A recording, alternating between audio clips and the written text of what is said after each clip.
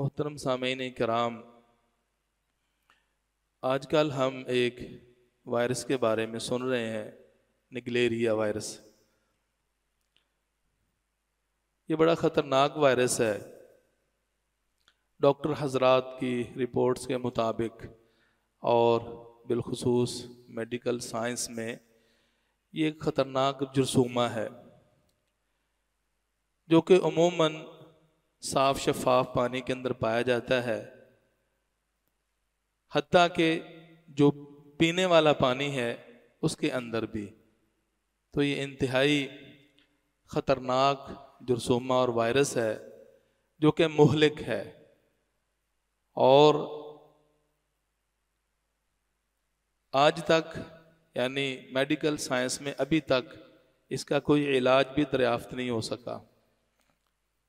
और जैसे जैसे ये खबर फैल रही है, लोग खौफजदा हैं, कहते हैं कि ये वेस्ट की बीमारी है, मगरिब की, जहां तकरीबन 150 केसेस अमेरिका में सामने आए जिनमें मुमकिन हद तक 2 को बचा सके, बाकी सब मौत के घाट उतर गए। उसके बाद कराची के अंदर, फिर लाहौर के अंदर 31 साल नौजवान इस मर्ज का शिकार हुआ और ये परेशान कुन हालत है। और कहते हैं कि उन अमेरिका में मरने वाले लोगों में तकरीबन सारे मुस्लिम हैं उनके दावे के मुताबिक। और फिर ये भी बाकी तो जो इसके वायरस के फैलने के असबाब है उनमें स्विमिंग पूल्स का इस्तेमाल, जो बकसरत नहाते हैं, स्विमिंग पूल में जाते हैं, हालांकि बाज़ बड़े साफ़ सुथरे हैं, क्लोरीन वगैरह अगर इस्तेमाल करें, लेकिन बिलखुसूस ये एहतिमाल, बल्कि बाद डॉक्टर हजरात ने तो जब ये बात कही वुज़ू के हवाले से नाक में पानी चढ़ाने की बाबत, तो इस बुनियाद पर आपकी खिदमत में मैं कुछ अर्ज़ करना चाह रहा हूँ कि वो कहते हैं कि बाकी तो साइंसी तौर पर तहफ़्फ़ुज़ात हैं, बचाव के तरीके हैं, नहाने के लिए वो नाक बंद कर ली जाए और फिर उसके अलावा दीगर, लेकिन वुज़ू करना है और नाक में पानी चढ़ाना है, जबकि नबी मुकर्रम सल्लल्लाहु अलैहि वसल्लम की ये सुन्नत है, बल्कि वुज़ू के अंदर एक फरीज़े की हद तक इसकी अहमियत है।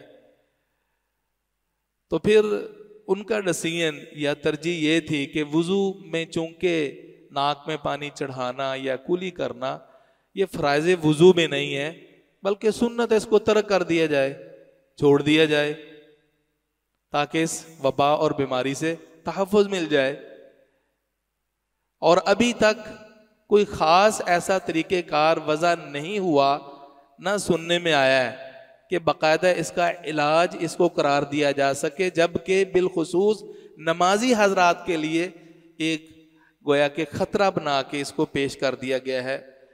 मैं समझता हूँ कि अल्हम्दुलिल्लाह इसके अंदर यानी ये सोच के अंदर मज़ीद गौर व फिक्र की हमें ज़रूरत है और ये राय हमारे ख्याल में दुरुस्त नहीं है।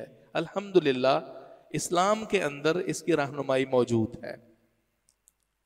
आप देखिए, यानी इतनी खूबसूरत तालीमात हैं कि जब आदमी सुबह को बेदार होता है तो नाक को 3 दफ़ा झाड़ने का हुक्म है, 3 दफ़ा पानी डालकर झाड़ने का हुक्म है।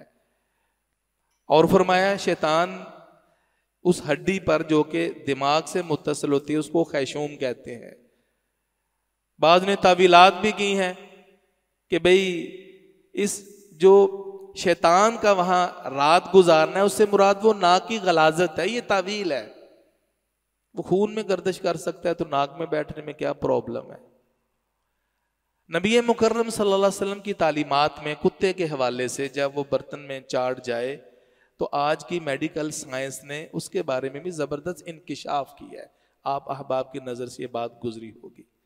इसी तरह बिल्ली के हवाले से, मक्खी के हवाले से, फ़इन्ना फ़ी अहद जनाही दा व फ़िल आखिरि शिफ़ा, एक में बीमारियां दूसरे में एंटीबायोटिक भी है, उसका इलाज भी है।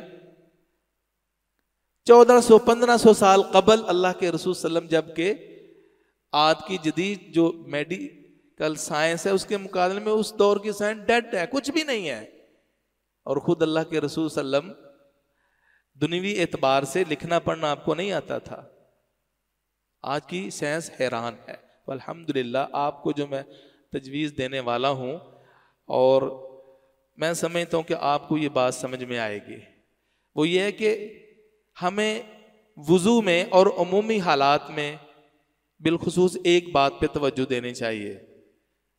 वो ये है कि सिर्फ वुज़ू के अंदर नाक में पानी चढ़ाना ही सुन्नत नहीं है, बल्कि ये जो बुखारी की हदीस मैंने नकल की है ना, इससे इसकी फर्जियत साबित होती है।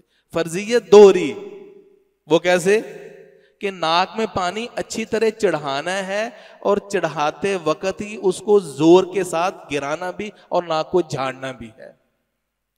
ये वो ऐसा वायरस नहीं जिसको झट एक सेकंड में वो दिमाग तक पहुंच जाए, ऐसी कोई बात नहीं है ना। अभी तक साइंस ने कहा कि इसका एक ही मनफज़ है नाक, और रसूलुल्लाह सल्लल्लाहु अलैहि वसल्लम के इन फरामीन और भी अहादीस हैं। और इमाम अहमद बिन हम्बल रहमहुल्लाह का ये मौक़िफ़ आइम्मा में से यही है कि वुज़ू के अंदर कुली और नाक पे पानी चढ़ाना और फिर नाक को झाड़ना फ़राइज़े वुज़ू में से है, अगर से जमहूर उलमा इसके कायल नहीं है। अब इस रोशनी में आप नहाएं, आप जब भी वुज़ू करें, सोकर उठे नाक में पानी चढ़ाएं, तो इस बात का ख़ास एहतिमाम करें कि बेहतरीन तरीके से अच्छी तरह से नाक को झाड़ें। बेहम्दिल्लाह मुझे 100% यकीन है कि ये वायरस कभी भी आप पर हमलावर नहीं होगा इंशाअल्लाह। होता क्या कि हम मसनून वुज़ू करते ही नहीं है, नाक पे पानी लगाते हैं, चढ़ाते नहीं है। हालांकि हुक्म है फबालिग फिल इस्तिंशाक इल्ला अन तकूना साइमा, सिर्फ रोजे की हालत में नहीं, बाकी हालात में आपने नाक में अच्छी तरह पानी चढ़ाना है। और चढ़ाने का मकसद नाक की ततहीर और निजाफत है। जब चढ़ाया है, नाक की हड्डी तक गया है, और फिर आप भरपूर अंदाज में उसको झाड़ें, एक दफा नहीं, 2 दफा नहीं, ज्यादा 3 दफा, तो अल्हम्दुलिल्लाह वायरस दिमाग तक चढ़ने की हिम्मत ही नहीं पाएगा। इस कुलिये को जहन में रखें, और अल्हम्दुलिल्लाह अल्लाह हमें इसे महफूज फरमाएगा। और दूसरी आखिरी बात कि आप सुबह शाम के अज़कार का लाजिमन एहतिमाम करें। जहां आपकी मेडिकल जवाब दे जाती है ना, उसका दायरा कार वो खत्म हो जाता है, उसके बस से बात बाहर होती है, तो वहां से मेरे रब की कुदरत और दीन के करिश्मे शुरू होते हैं।